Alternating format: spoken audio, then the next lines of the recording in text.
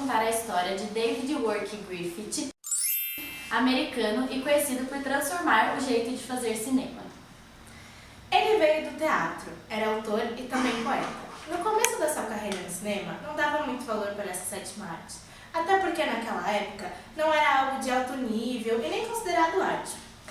Por tudo isso e por ser ator, ele valorizava muito mais os palcos. E começou a trabalhar no cinema por necessidade, e manteve isso em sigilo, não contando nem para seus familiares nem amigos. Griffith começou sendo ator e figurante em alguns filmes da Biograph. Após 6 meses, ele foi contratado como diretor. Ele era um dos intelectuais da época, mas considerava o cinema degradante. Apaixonado por mexer nas máquinas, Griffith tinha um contato muito íntimo com a câmera e, somando isso com o descaso que tinha com o valor do cinema, não tinha muito medo de interferir nas gravações, movimentar a câmera, fazer brincadeiras, diferente de outros nomes do cinema que davam mais importância para o que acontecia na frente da câmera do que para ela própria. Eles se preocupavam mais com a história contada. E foi em The Love of God que ele começou a fazer as inovações com o jeito de filmar, e foi a primeira vez que ele filmou os atores da cintura para cima. E a partir disso ele começou a gostar tanto desses novos jeitos de filmar que ele começou a aproximar cada vez mais a câmera dos atores e para mostrar as emoções deles e os sentimentos. Mas o estúdio que ele trabalhava, que era a Biograph, não gostou nada dessa ideia porque tinha medo da reação do público. Até tinha uma frase que eles falavam naquela época que eles estavam pagando para ver o ator inteiro e não só metade Mas dele. ele era teimoso. E no filme After Many Years, ele mostrou bem de perto o rosto da mocinha. Ele criou montagens paralelas, que eram duas coisas acontecendo em lugares diferentes, mas que tinham conexão. Foi o início de uma pequena revolução. Antes só pensava no lugar atual da cena. No começo, quando as pessoas começaram a assistir, elas não entenderam direito.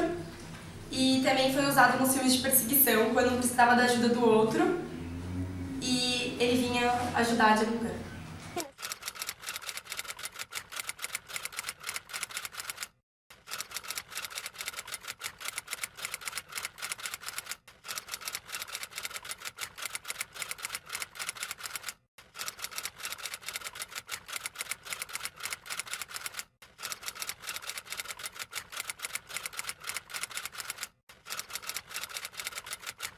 Passou a usar seu verdadeiro nome nos filmes a partir de seu terceiro contrato com a Biograph, quando ganha confiança em suas produções.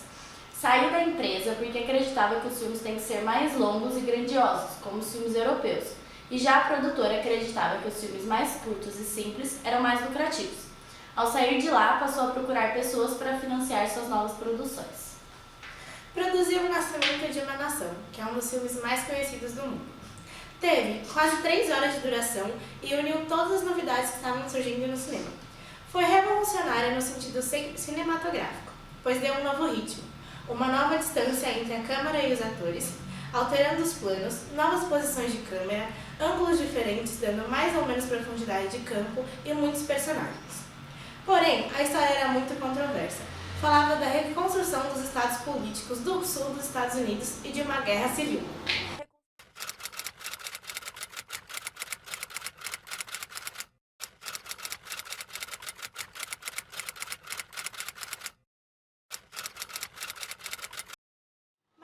Foi bem racista, chegava até a glorificar a Ku Klux Klan. Tinha cenas que evocavam o linchamento de negros, quais estavam sempre em posições ruins.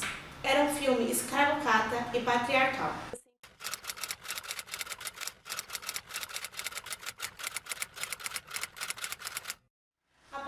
A produção causou revoluções e manifestações, brigas, e algumas cidades falaram que não iam transmitir os filmes. Outros tentaram tirar de cartaz. Griffith não entendia a reação do público e as brigas, pois acreditava que aquilo era o certo. Aconteceram passeatas, foi uma polêmica, mas isso ele adorava. Griffith dizia que ele estava sendo censurado, que isso era contra a liberdade de expressão. Porém, a liberdade de expressão existe só até certo ponto.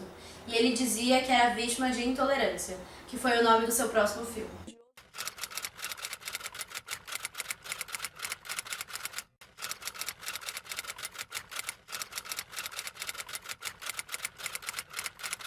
O desastre do filme filme anterior, ele queria mostrar que ele era melhor e fez um filme bom no sentido narrativo. Eram 4 histórias não relacionadas ao mesmo tempo sobre intolerância: a queda da Babilônia, a paixão de Cristo, o massacre dos huguenotes, um drama industrial americano. O público não se emocionou com o filme devido às histórias misturadas que deixavam um ar de confusão.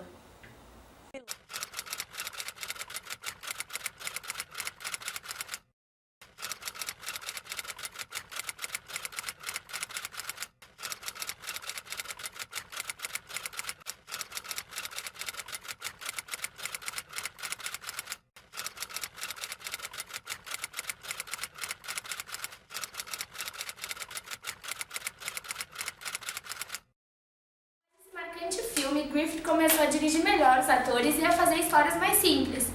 E com os Estados Unidos em guerra, ele foi o primeiro diretor a ser chamado para fazer um filme nacionalista para melhorar a moral da nação, que foi O Coração do Mundo em 1916, que era um filme estilo propaganda conformista que fez muito sucesso na época. Em 1919, o filme Lírio Partido contava a história de um boxeador que era vilão.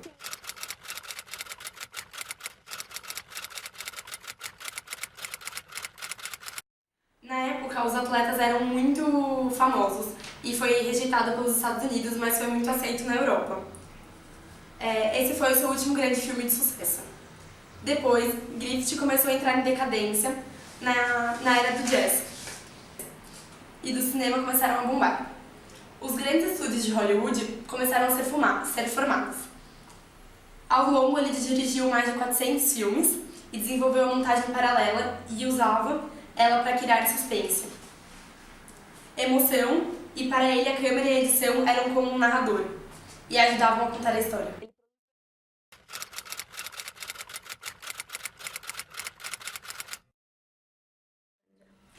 E essa foi a história do criador da linguagem cinematográfica. Esperamos que tenham gostado. Obrigada, até o próximo programa. Obrigada!